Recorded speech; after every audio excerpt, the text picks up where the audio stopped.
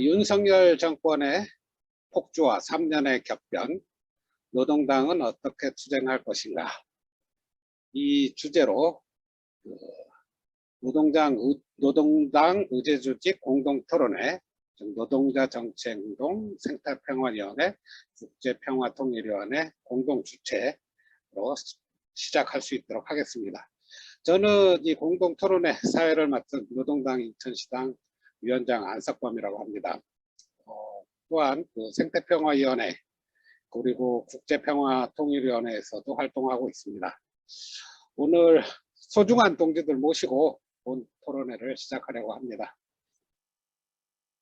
의제조직이 힘을 모아서 공동토론회를 하는 것이 쉽지는 않은 일일 겁니다. 우여곡절 속에서 본 토론회를 성사시켜 보다는 간절함이 오늘의 토론회를 성사시켰다고 생각이 듭니다. 특히나 노동자 정치행동 여기에서는 전원배 동지께서 발제를 해주시기로 했었는데 수술하는 사안이 있어서 참석을 부득이하게 못했습니다. 그래서 다음 회차에서는 전원배 동지 발제를 한번 들을 수 있는 소중한 기회가 생기지 않을까 이렇게 생각합니다.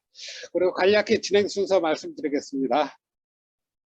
첫 번째로는 그 신재길 위원장님께서 3년의 국내외 경제 정세 그리고 한 15분 정도 이렇게 간략히 발제를 해 주실 것이고요. 두 번째로는 3년의 국내외 정치 정세 김장민 박사님 국제평화통일위원회 동지께서 발제해 주시겠습니다. 그리고 나서 폭주하는 윤석열 정부 시기 노동당 무엇을 할 것인가 라는 주제로 이건수 위원장님 생태평화위원회에서 15분 정도 그리고 네 번째 이근선 위원장님께서 15분 정도 발제해 주시겠습니다.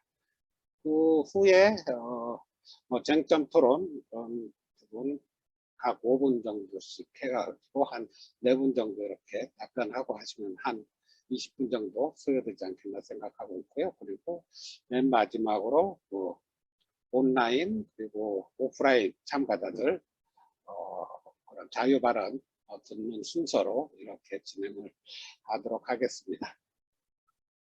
그러면은 먼저 국제평화통일위원회 신재길 위원장님을 모시고 3년의 국내외 경제정세 발제 들어볼 수 있도록 하겠습니다. 박수로 맞이해 주십시오. 예, 시작하겠습니다. 먼저 좀 양해 말씀드린 거는 이거 이제 이 내용을 그냥 쭉 설명하려면 시간이 부족하니까 그냥 텍스트 그냥 읽어가는 식으로 하고 구체적인 내용 설명은 질문이 있으면 그렇게 하는 걸로 하겠습니다. 그래서 먼저 현재의 경제 상황을 알기 위해서는 역사적 맥락 속에서 현대 자본주의의 위치와 상황이 어떤가를 좀 파악해야 돼서요. 그래서 먼저 현대 자본주의, 요걸 저는 이제 국제 독점 자본주의라고 명명하는데 이 구조적 특징과 그 취약성, 이로부터 현재의 경제적 상황이 도출되기 때문에 요거 먼저 보면 그 패러그래프 둘째 줄에 국제 독점 자본주의는 70년대 초에 달러화의 금태한 정지로 시발로 해서 80년대 이행기를 거쳐서 90년대 중반에 완성됐다고 보고요. 이거를 이제 국제 독점 자본주의라고 명명하고 일부에서는 신제국주의 또는 우리가 일반적으로 대중적으로는 신자유주의라고 이름하는 겁니다. 그래서 그 특징은 세계화인데 세계화는 국제적 분업 그러니까 그 국제 독점 자본주의의 특징은 세계화와 금융화예요. 그래서 세계화는 국제적 산업 분업 체계를 말하는 거고 일반적인 그 언론에서는 글로벌 밸류체인이라고 말들 하고요. 그다음에 금융화가 있는데 금융화는 뭐 대체로 다 아실 거라고 보지만 일국적 금융 통제를 벗어나서 이게 어떤 특징이 있냐면 국가 간의 자본이 자유롭게 되는 거예요. 이게 이제 그전에는 자유롭게 되지를 않고 국가 독점 자본주의 시대에는 국가가 재정 정책과 통화 정책을 독자적으로 수행할 수 있었는데 국제 독점 자본 단계로 되면서는 일국이 이거를 담당할 통화 정책과 재정 정책을 독립적으로 수행할 수 없고 미국 중심으로만 국제 독점 자본의 산하에서 그 영향력 안에서 할 수밖에 없다.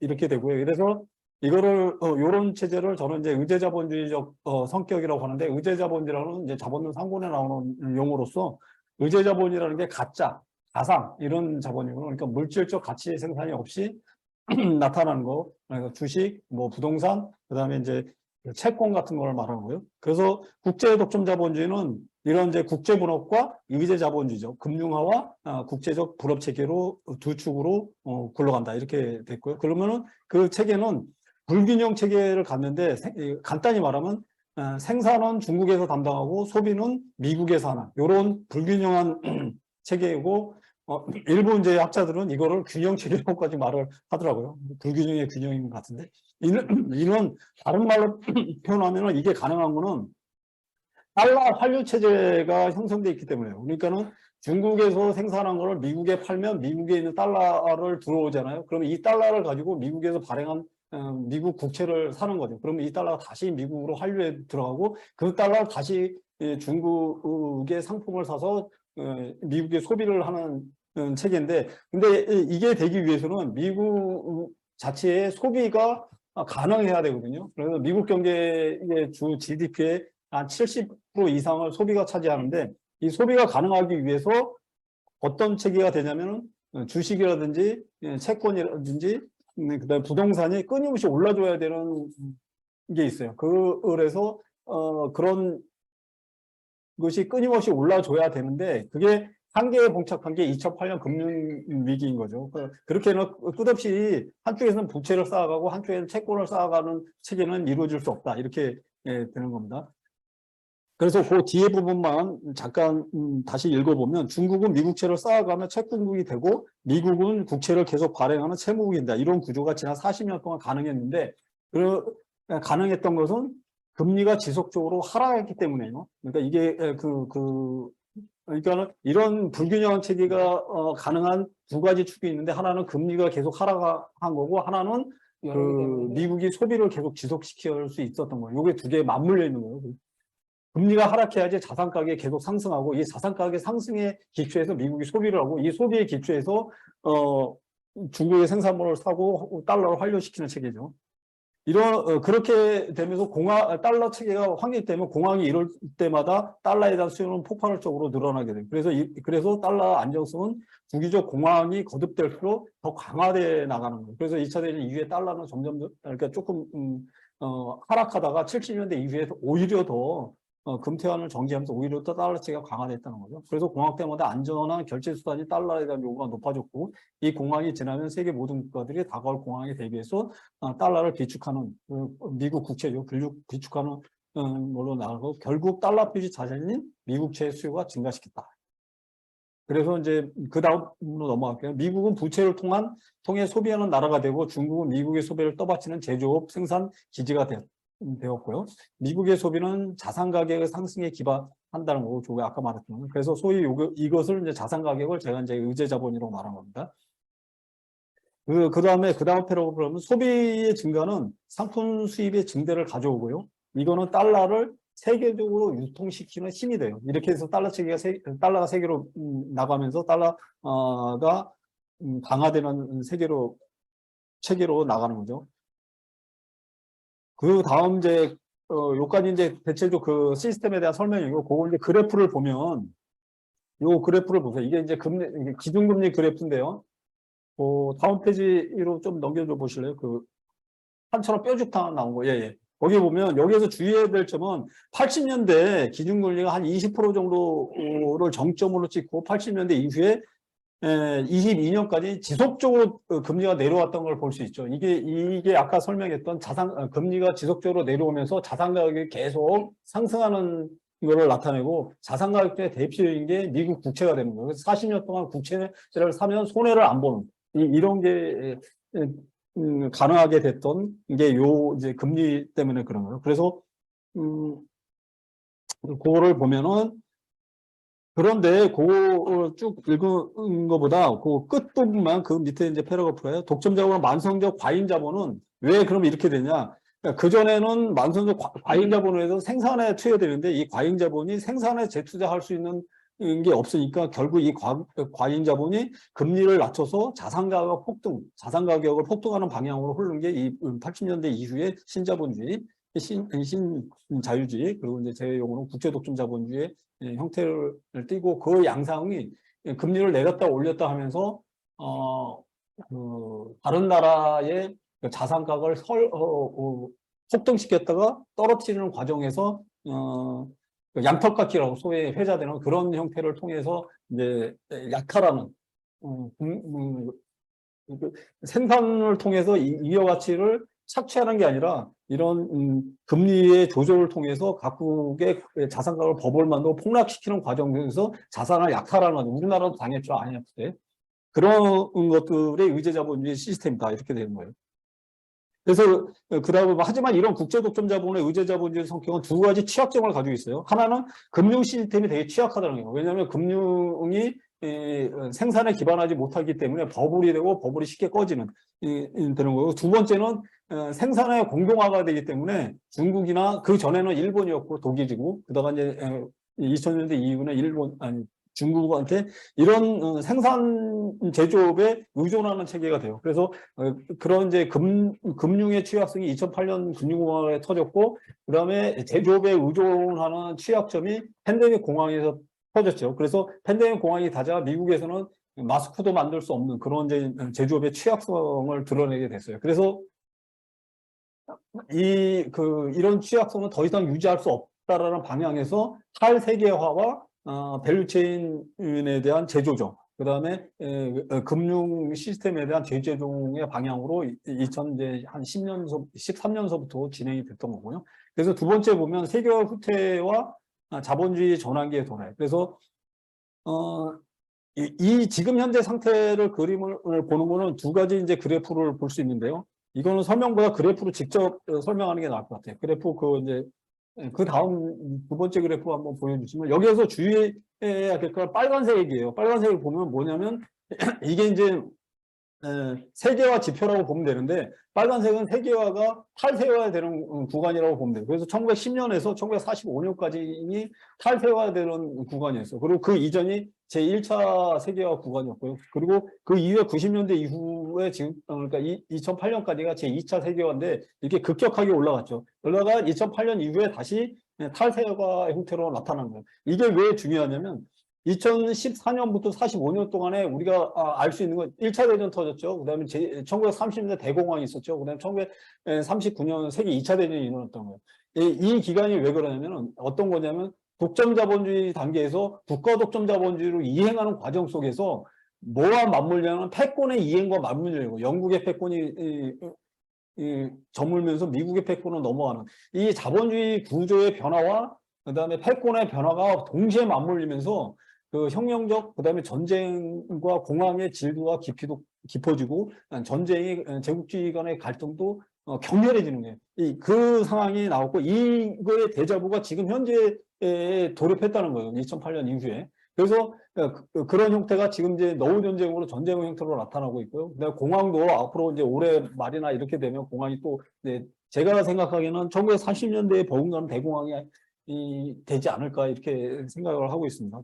요 부분이 현재의 국제 독점 자본주의가 이제 파탄 나고 새로운 자본주의 시스템에 구축되지 않고 새로운 이행기로에 이제 진입된 거죠. 그래서 1차 자본주의 1910년대 이행기도 30년 정도 됐죠. 1914년에서 45년까지. 그러니까 지금도 보면 한 10년에서 한 15년 정도 지났으니까 이행기를 한 20, 30년 잡으면 앞으로도 한 10년에서 15년 정도 그 격렬한 그 이행기의 과정에 들어섰다. 그리고 지금이 가장 격변하는 중심에 들어섰다. 이거를 말하는 주는 거고요.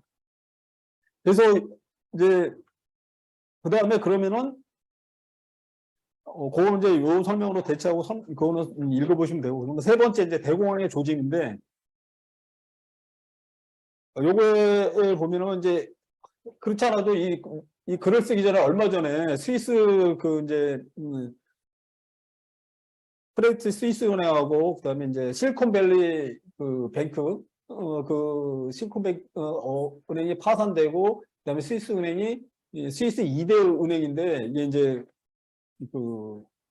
UBS라는 스위스 1대 은행에 이제 넘어왔거든요. 근데 이게 왜 저기 되냐면, 이런 큰 은행, 크레디트 스위스는 세계에 9번째로 큰 은행이에요. 그러니까 투자은행으로서 그 정도 큰 규모가 하루 이틀 만에 그러니까 넘어갈 수가 없는 거예요. 실사도 안 하고 주주총회도 없이 그냥 금융당국의 명령과 이런 걸로 그 인수가 되는 거거든요. 이건 보통 실사만 해도 몇 개월, 몇 년씩 걸리는 건데, 이런 거는 얼마나 위험한 상황에 놓여 있느냐를 단적으로 말해주는 거예요. 그 다음에 이제 그 실리콘밸리 은행도 하루 만에 그 자기 자본금의 5분의 1이 청산 뱅크런이 된 거거든요.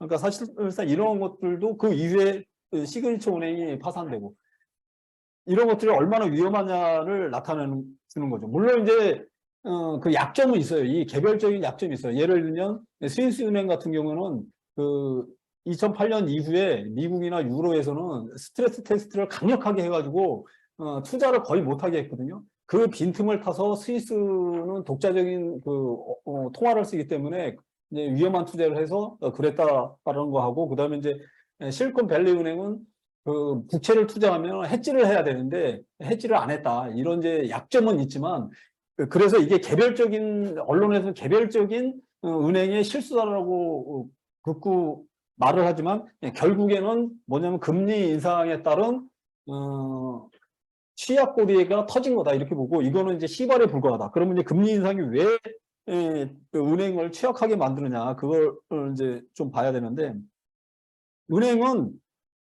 은행이 이익 구조는 어떠냐면 단기로 싼 금리를 조달해서 장기에 비싼 금리를 받는 게 수익 구조거든요. 근데 이게 금리를 급격하게 올리면 단기 금리가 장기 금리보다 더 높아져요. 그러니까 단기로 빌리는 금리가 장기로 대출하는 금리보다 더 비싸지니까 비싸게 사서 싸게 파는 방식이 돼버리는 거예요. 그래서 은행은 지금과 같은 장단기 금리 역전 현상이 나와 있는 상황에서는 은행은 대출을 하면 할수록 사실은 손해보는 구조가 돼 있는 거죠. 우리나라는 좀 이제 다른 구조지만, 이제 이런 투자은행 같은 경우 그게 하나 이제 취약한 게 하나 있고, 그다음에 두 번째는 은행들이 미 국채를 그 준비금을 하는데, 보통 준비금 한 10% 정도 가지고 있는데, 준비금에 현금도 있지만 현금은 이자가 없잖아요. 그래서 이자가 조금이라도 나오는 미 국채를 가지고 이거는 현금처럼 인정해 준다 해서 준비금을 한 10% 갖는단 말이에요. 근데 이 국채가 금리가 올라가니까 가격이 떨어진 거예요. 보통 이제 한 10%에서 20%까지 국채가 떨어지니까 이 10%, 20%를 다시 현금을 쳐야 넣어야 되는 상황이 발생한 거죠. 이거를 제대로 못한 게 그 이제 실리콘밸리 은행이거든요.